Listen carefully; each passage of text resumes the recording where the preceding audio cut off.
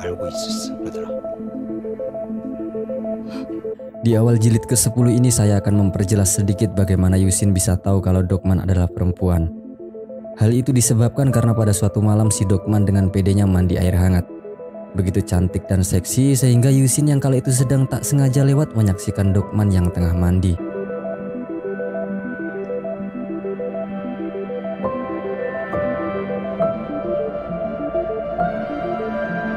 그래. 몰랐습니다. 왜 거기 딴짓하지 말고 잡아. Setelah diingat-ingat, Dokman baru sadar kalau statusnya telah diketahui oleh Yusin. Oleh karenanya, dia memberitahu sang putri bahwa Dokman adalah perempuan. Sang putri merasa kaget mengetahui kenyataan tersebut dan beliau langsung menyimpulkan bahwa Dokman adalah adiknya. Sang putri lalu meminta Yusin agar tetap bersikap seperti biasanya. Karena kalau sampai Dokman ketahuan memiliki hubungan darah dengan yang mulia, maka dirinya akan dalam keadaan bahaya.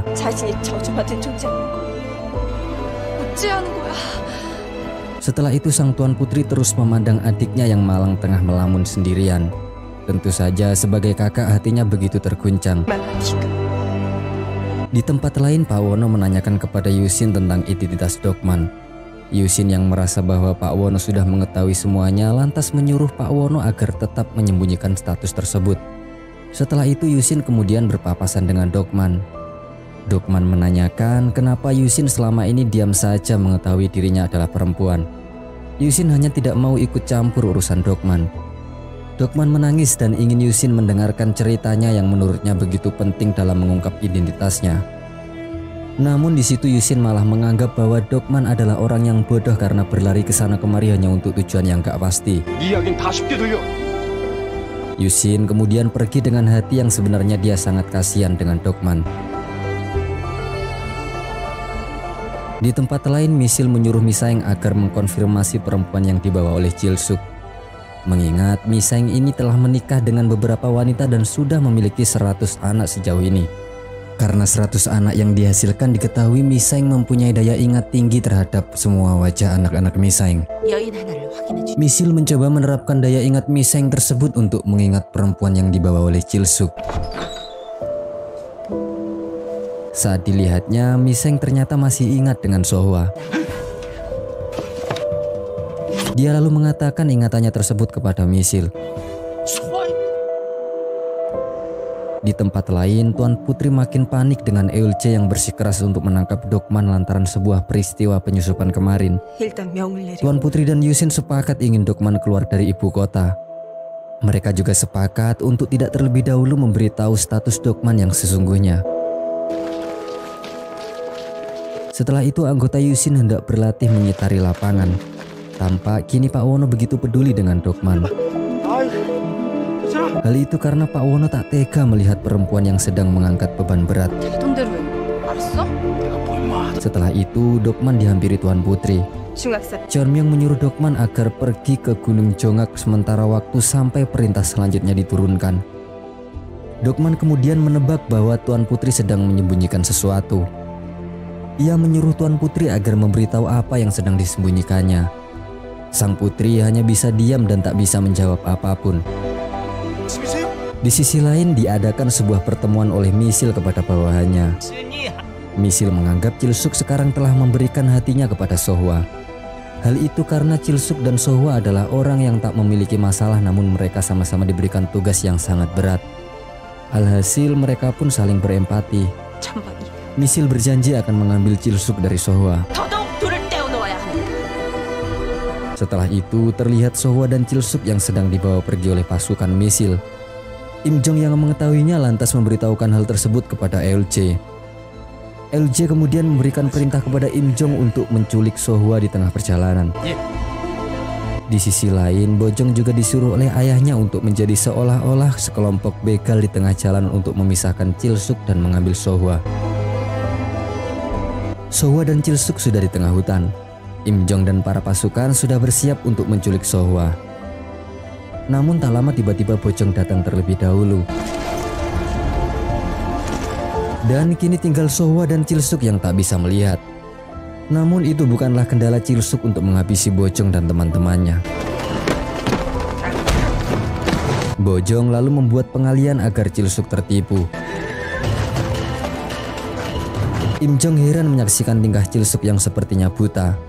Saat sudah berhasil mengambil Sohwa, kini giliran Im Jong beraksi merebut Sohwa dari mereka. Tentu dengan jumlah yang lebih banyak, Bojong dan kawan-kawannya pun lari terbirit-birit. Hal tersebut kemudian dilaporkan kepada Misil. Sohwa dibawa oleh Eulche sedangkan Chilsuk kini sudah kembali ke kuil.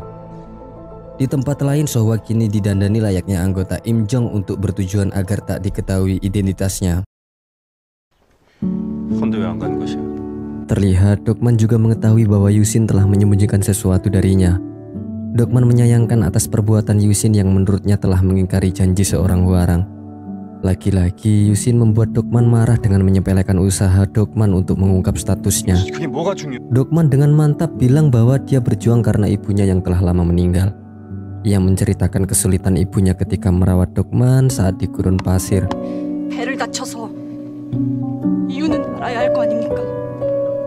숨이 막혀 죽었다고요. Yusin tak bisa menutupi kesedihannya kalau mendengar cerita Dokman. Dokman kemudian berlari seraya mengatakan bahwa apa gunanya dia berlatih keras selama ini jika Yusin masih menganggap remeh tentang semua itu. Dokman kemudian menyendiri di depan gerbang sampai suatu ketika Sohwa lewat dan melihatnya. Sohwa tertegun melihat anaknya yang sudah lama ia tak temui. Sohwa ingin berlari menyapa, namun sayangnya Dokman terlambat menyadari hal tersebut.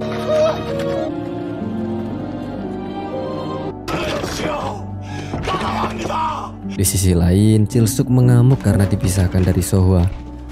Tak lama Misil pun datang. Chilsuk meminta izin untuk pergi mencari Sohwa. Sempat dilarang oleh Misil, akhirnya Misil terpaksa menodongkan pedang ke arah Chilsuk. Misil membuat pilihan dengan cara menyuruh Chilsuk untuk membunuhnya jika Chilsuk lebih memilih Sohwa. Chilsuk pun akhirnya tak bisa berbuat apa-apa dan kembali memohon. Misil dengan penuh emosi kemudian bilang bahwa ternyata selama ini Chilsuk membohonginya. Misil lalu berucap dengan sangat cerdik. Kau pikir yang mencoba membunuh Sohwa itu aku ataukah orang-orang yang mulia? Tanya Misil. Setelah berpikir, Chilsuk jelas paham karena Misil ingin menjadikan Sohwa dan Dokman sebagai bukti untuk kerajaan. Jadi tidaklah mungkin Misil akan membunuh Sohwa. Ditambah lagi, pasti orang-orang yang mulia ingin menyingkirkan Dokman dan Sohwa untuk melindungi kerajaan, pikir Chilsuk. Misil kemudian memegang tangan Chilsuk seraya berjanji bahwa ia akan membawa Sohwa kepada Chilsuk. Di tempat lain, sang raja menemui Sohwa. Raja meminta maaf atas hal yang menimpa Sohwa. Kala itu Sohwa hanya bisa menangis dan tak bisa berbicara apa-apa. Dalam hatinya, ia sebenarnya ingin memberitahukan bahwa Dokman sekarang ada di istana. Setelah itu sang raja menceritakan kepada sang ratu bahwa Sohwa telah kembali. Tentu saja hal yang pertama ditanyakan oleh sang ratu adalah si kembar lainnya. Raja mengatakan bahwa tidak ada gunanya menanyakan hal tersebut kepada Sohwa yang sekarang tak bisa berbicara. Merasa tak puas, ratu pun lalu menemui Sohwa dan memeluknya. Ratu meminta maaf dan segera menanyakan anaknya. Tapi tetap saja Sohwa ingin mengatakan sesuatu namun tak bisa.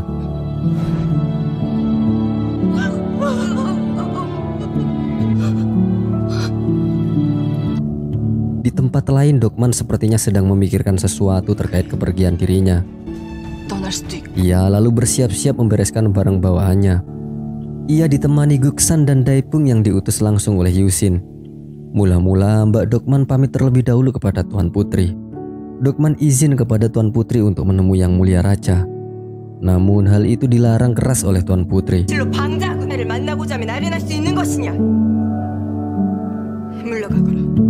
Lalu tak lama kemudian Ratu datang menghampiri Tuan Putri. Mengetahui hal tersebut, Dokman kemudian mempunyai ide. Dia menitipkan pisau Seobdo kepada dayang-dayang agar memberikannya kepada Ratu. Di kamar, Cheonmyeong mengaku kepada ibunya bahwa dia sudah tahu saudaranya. Sang ratu kemudian tertegun memarahi Cheonmyeong yang telah berani berbohong kepadanya. Namun tetap saja untuk saat ini Cheonmyeong tak bisa memberitahukan hal tersebut. Sang ratu kemudian keluar dan meminta apa yang digenggam oleh dayang-dayang. Mengetahui pisau Seobdo tersebut, kemudian ratu menyuruh dayang-dayangnya agar memanggil Dokman. Sang ratu kemudian mulai menginterogasi Dokman mengapa pisau tersebut bisa ada di tangannya. Sang ratu menegaskan bahwa pemilik pisau tersebut adalah perempuan.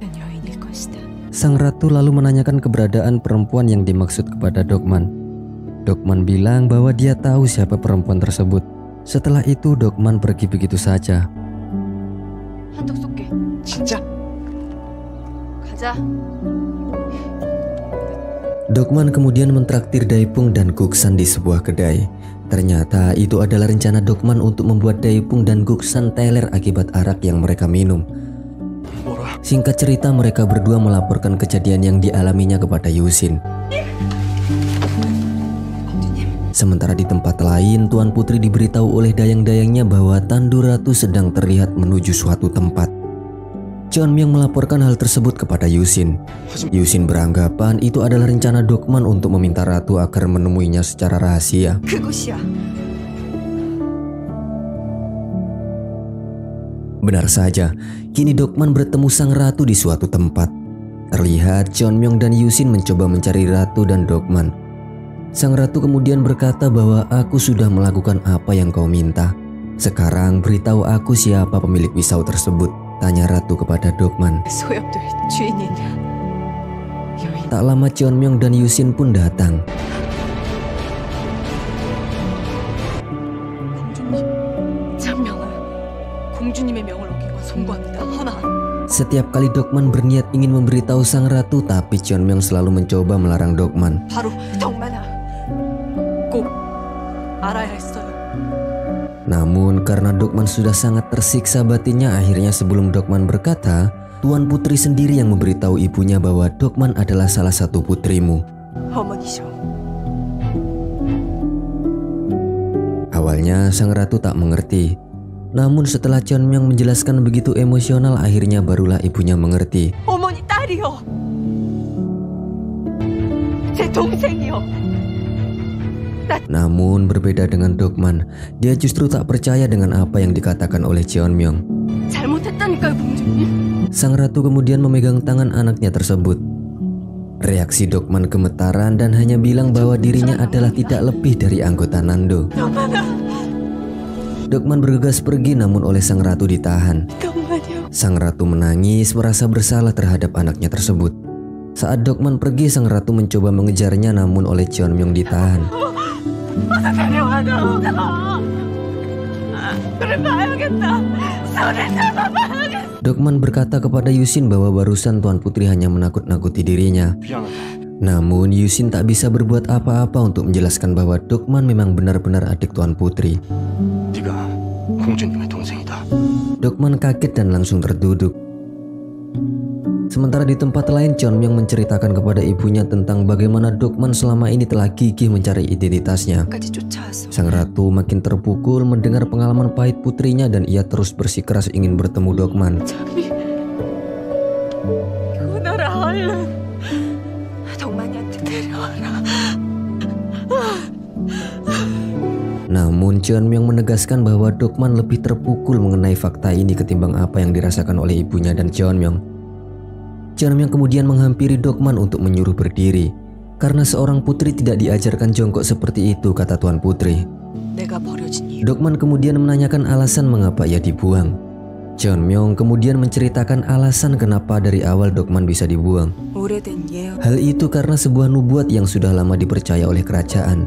Dan Misil mencoba memanfaatkan nubuat tersebut untuk menjadi ratu. Dokman makin sakit hati ketika dirinya mengingat insiden saat orang kerajaan ingin membunuhnya. 그때 카 Dokman beranggapan bahwa jika saja aku dulu ikut Paman Kartan, pasti aku lebih bahagia di Roma. 으면 떵떵거리고 살 텐데. Setelah itu Dokman pun pergi. Dokman ke kamarnya dan ia pun lalu bergegas untuk pergi. 야, 너 왜 그래? Merasa tak bisa menghentikan Dokman, kemudian Yusin memeluk Dokman untuk memohon. Dan ini kali pertama Yusin memperlakukan Dokman sebagai seseorang perempuan. 가지 마라. Yusin kemudian mengajak Dokman untuk pergi ke gunung. Yusin bertujuan untuk membuat Dokman bisa menenangkan pikirannya.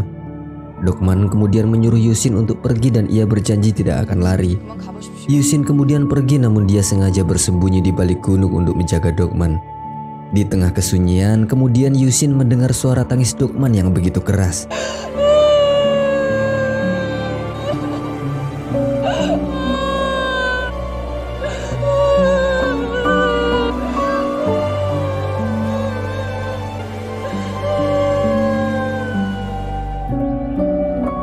Keesokan harinya, saat sang raja bertanya kemana pergi istri dan anaknya semalam, namun mereka masih menyembunyikan sesuatu dari sang raja.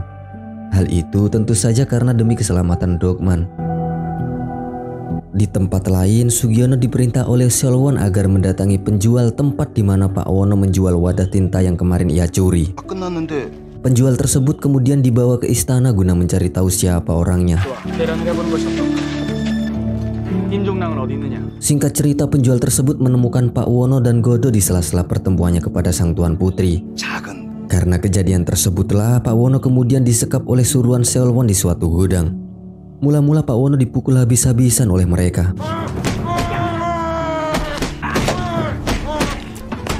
Esokan harinya, Godo dan teman-temannya mendatangi Archeon. Mereka meminta Archeon agar menolong Pak Wono yang kemungkinan sedang diculik. Berita tersebut pun kemudian terdengar juga sampai ke telinga Im Jong. Im Jong langsung melaporkan hal tersebut kepada Eulje. Eulje pun berkesimpulan bahwa yang menyusup kemarin adalah Pak Wono dan Godo. Ia juga mengetahui bahwa mereka pasti sedang diinterogasi oleh Seolwon.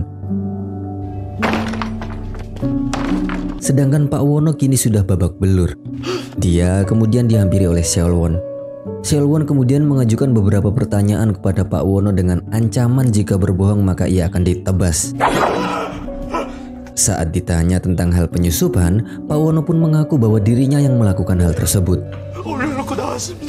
Saat ditanya siapakah yang menyuruhmu melakukan hal tersebut, awalnya Seolwon mengira itu adalah suruhan Tuan Putri.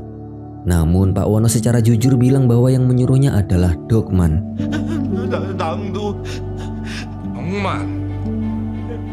Sempat tak percaya karena bagaimana mungkin seorang anggota Nando melakukan hal tersebut. Seolwon kemudian perlahan percaya dengan Pak Wono yang saat itu terlihat sangat ketakutan. Tak lama Eulje menghampiri Seolwon. Seolwon berdalih bahwa masalah aula yang sedang disusupi adalah masalahnya juga.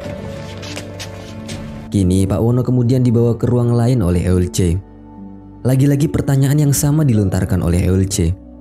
Sekali lagi Pak Wono mengatakan bahwa ia disuruh oleh Dokman. Mendengarnya, Eulje menyimpulkan bahwa yang mengetahui pisau tersebut adalah Dokman. Di sisi lain, Seolwon melaporkan interogasinya barusan kepada Misil. Mereka masih bertanya-tanya mengapa Dokman sepertinya ingin menyampaikan sesuatu yang sangat penting kepada sang raja. Di saat bawahannya bertanya-tanya, justru Misil seperti sudah menemukan jawabannya. Di tempat lain, Tuan Putri mendatangi Dokman yang kala itu masih meratapi nasibnya. Dokman mengaku ketika dia masih bersama Sohwa yang dianggap ibunya, dia begitu cerdas dan menjadi seorang yang sangat besar.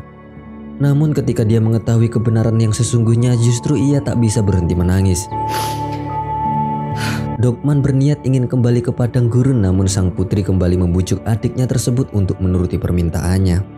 Merasa tak bisa membujuk sang adik, lalu Cheonmyeong meminta Yusin agar menahan kepergian Dokman. Cheonmyeong masih percaya bahwa Dokman adalah anak yang luar biasa.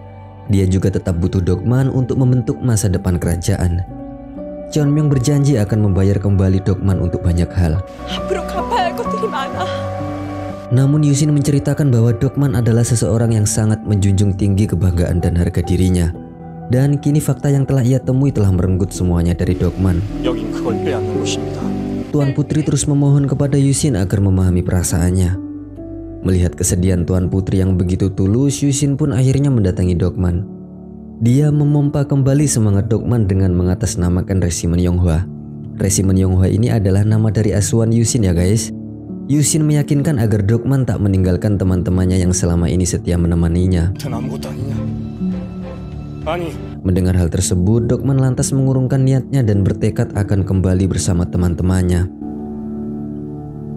Di tempat lain, sang raja mulai tahu dengan kasus Pak Wono serta Seopdo yang dibawa oleh Dokman dari Eulje.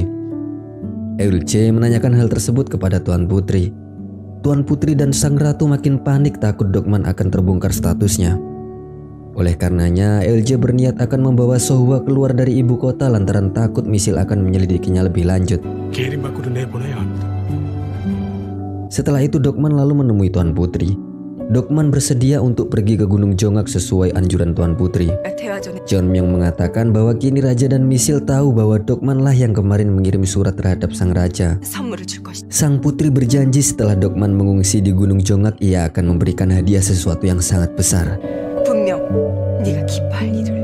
Di sisi lain, Yusin juga menyadari bahwa Dokman dalam bahaya jika terus di istana. Ia pun bergegas mengajak Dokman untuk pergi dari istana. Sementara Archeon dan Im Jong tengah bersiap-siap untuk menangkap Dokman atas perintah LJ.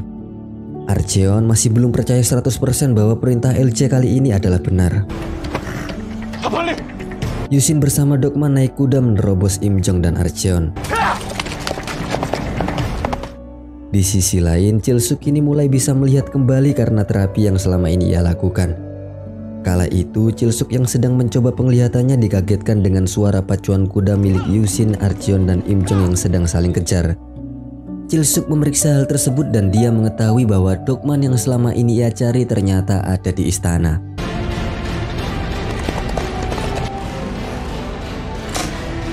Jilid 10 berakhir dengan Archeon dan Im Jong yang mencoba mengejar Yusin dan Dokman.